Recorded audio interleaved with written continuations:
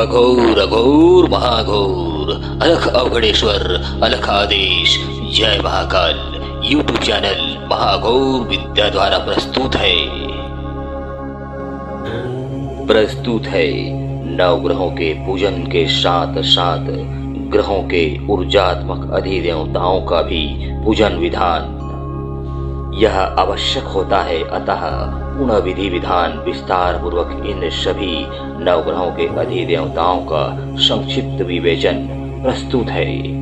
पहला, ईश्वर यानी प्रथम ग्रह सूर्य के अधिदेवता ईश्वर को माना गया है और ईश्वर देवों के देव श्री महादेव भगवान शिव शंकर को विशेष स्वरूप को ही ईश्वर कहा गया है। वेदों में इन्हें विशुद्ध ज्ञान स्वरूप बतलाया गया है। ये अपने भक्तों को अतुलनीय ऐश्वर्य प्रदान करने वाले अनंत राशियों के स्वामी हैं। इनके स्वरूप का ध्यान करें। ध्यान इस प्रकार से करें। उमा यानी भगवती उमा द्वितीय ग्रह चंद्र ग्रह की अधिदेवी मानी गई है। उमा को पराशक्ति कहा गया है। श्री महादेवी पार्वती के ही स्वरूप को उमा कहते हैं। ऋषि श्रेष्ठ भगवती उमा का ध्यान करते हैं। उमा का ध्यान इस प्रकार से करना चाहिए।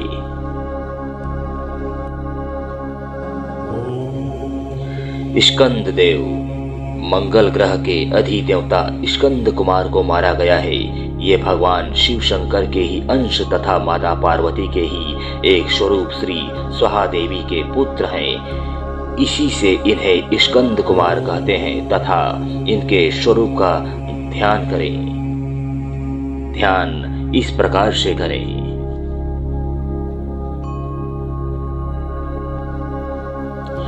विष्णुदेव श्री विष्णुदेव को बुध ग्रह का अधिदेवता माना गया है। पुराणों में विष्णु जी को सभी देवताओं से श्रेष्ठ माना गया है। ब्रह्मांड के संचालक त्रिदेवों में से एक ऐसे देवता है जो पालन करता माना गया है। इनका ध्यान इस प्रकार से करें।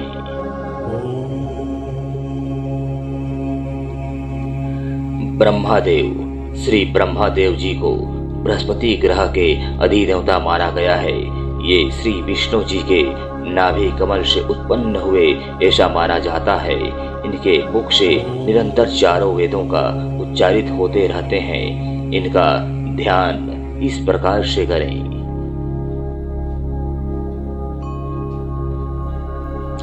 इंद्रदेव इंद्रराज शुक्र ग्रह के अधिदेवता हैं। ये संतुष्ट हो जाने पर समस्त प्राणियों को बल वीर्य धन धान्य व समृद्धि प्रदान करते हैं। इनकी शक्ति अपरिमित मानी गई है। इनका स्वयं का लोक है स्वर्गलोक, जहाँ ये वास करते हैं। इनका ध्यान इस प्रकार से करना चाहिए।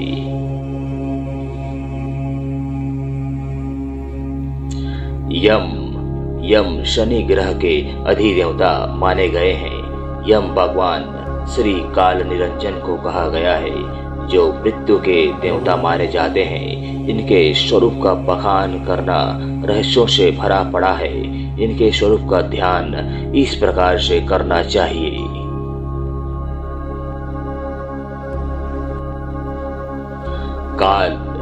काल यानी राहु ग्रह के अधिदेवता हैं। संसार के समस्त पदार्थों पर काल का प्रभाव व्याप्त होता ही है। प्रत्येक प्राणी काल द्वारा ही संचालित होता है। श्री काल की अभ्यर्थना काल का ध्यान इस प्रकार से करना चाहिए।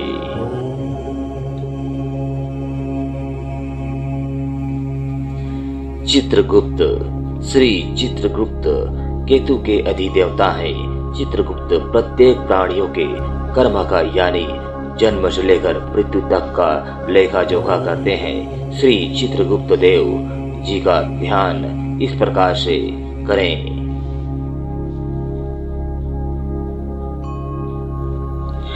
इस प्रकार से साधक को चाहिए कि जब वह नवग्रहों का स्थापन करे तो उनके अधिदेवताओं का भी ध्यान अवश्य करें, जिससे कि परिणाम साधनाओं को पूर्णता दे सके। शुभ आशीष। आपका पूजा आराधना साधना सिद्ध और सफल हो। धन्यवाद।